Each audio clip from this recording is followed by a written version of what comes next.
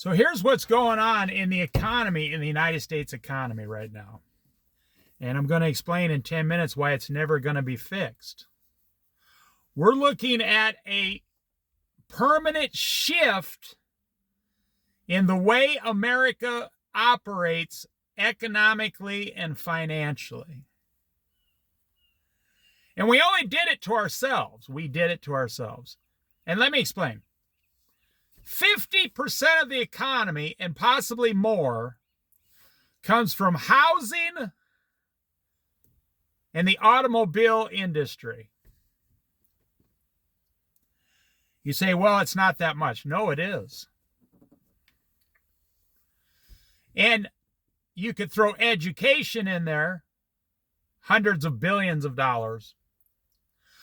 Now, why do I say it? Well, housing is, Jerry's Hardware, Home Depot, every hardware, every lumber yard in America, the way the trees are cut down, everything. And I'll get into that in a minute, but housing is so big.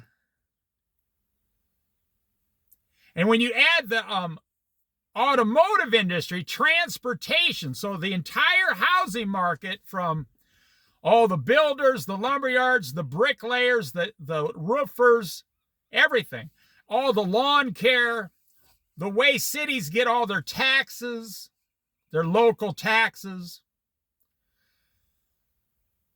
And then when you add the entire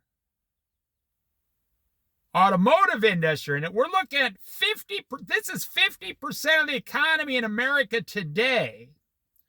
And housing includes all the apartments, the condos. It includes all the motels. They got anything that needs to be built. Okay, let's get into it. So, who is the number one group that's been holding up the housing and the automotive market for the last 40 years? It's the baby boomers. We started out at 25, buy a house, get car payments.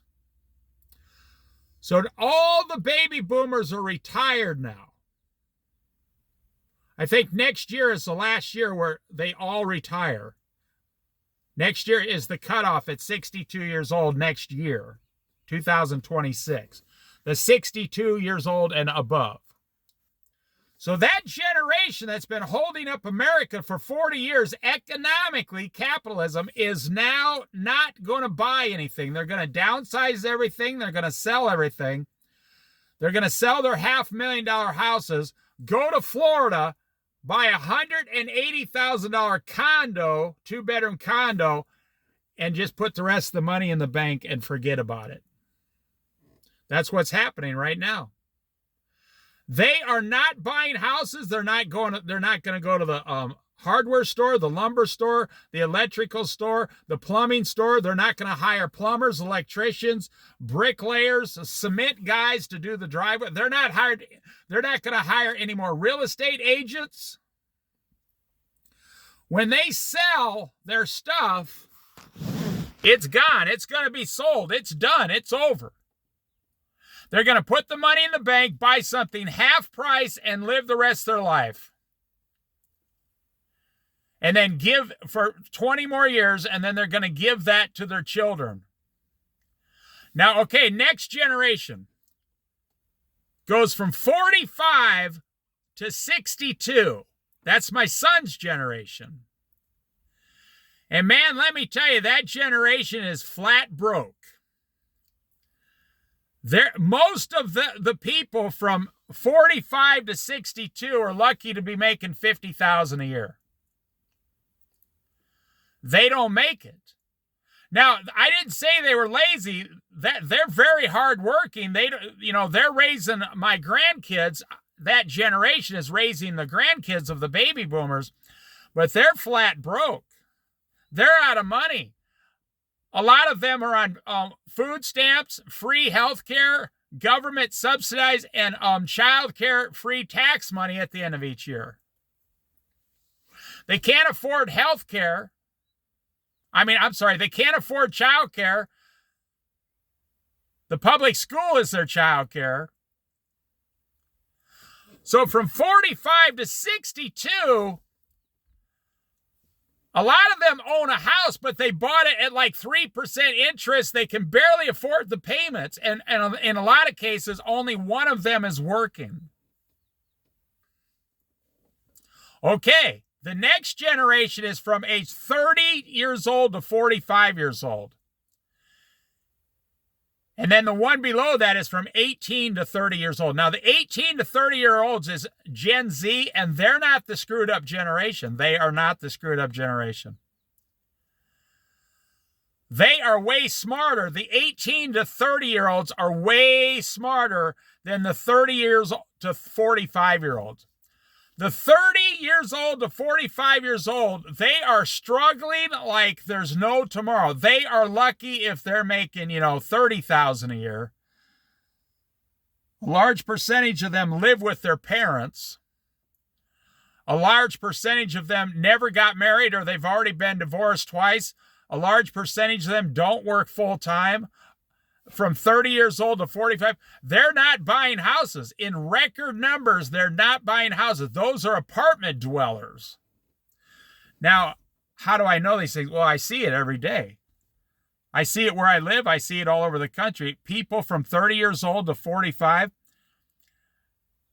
if they have to go 1 mile to a grocery store, they won't drive their car, they'll walk. They'll pick up 3 items and walk home. They'll walk to 7-Eleven. They won't do anything as far as keeping the economy going. They are basically, what they do is they make the $35,000 a year. It takes more than that to live. They have no money. They have nothing. They have no investments, no savings, no housing. They're never going to go buy anything to keep the economy going in the housing industry and the automobile industry. So let's go to the 18 to 35-year-olds now. Those are Gen Z. So you're telling those people, and they've already figured it out. They have more videos on YouTube talking about their worst nightmares with the economy. They got millions of videos on YouTube, this age group, talking about how they're never going to buy a house and they're never going to get a car payment, which I think is fantastic. They're not going to fall for it. Now, the baby boomers didn't fall for it. A house was $50,000 when I was young, and a car was $3,000 brand new. Today, you're telling you're telling Gen Z, 18 to 30 years old, you're telling this generation, we want you to take over for the baby boomers and start buying $500,000 houses and $60,000 cars at $800 a month. And we need you to make $109,000 a year to keep the United States capitalism, consumerism, commercialism afloat like the baby boomers did. We need this. That's your great-grandchildren. It's not happening. That's the baby boomers' great-grandchildren. It's not happening. Or I should say grandchildren. I'm sorry. It's your grandchildren. It's not going to happen. It's never going to happen. So if the baby boomers aren't going to buy anything, the 45 to 62 are now starting to cut back so they can survive. The 30, so they can survive retirement because they're in the worst position. 45 to 62 years is the worst position to be in economically in America. From 30 to 45, that group doesn't even work full time. Now, I mean, I'm talking in general terms. I know a lot of you out there work very hard, so you know. But group per group, what I'm saying is true. I've looked at all the statistics many times. And Gen Z, 18 to 30, says, we're not going to participate. I'm not ever going to buy a $900 a month car. I'm never going to buy a $3,500 a month house. I'm going to live my life. So I'm telling you, we have a continual 3-generation shift happening in America right now, and there's no way it can be fixed because of a few changes by anyone.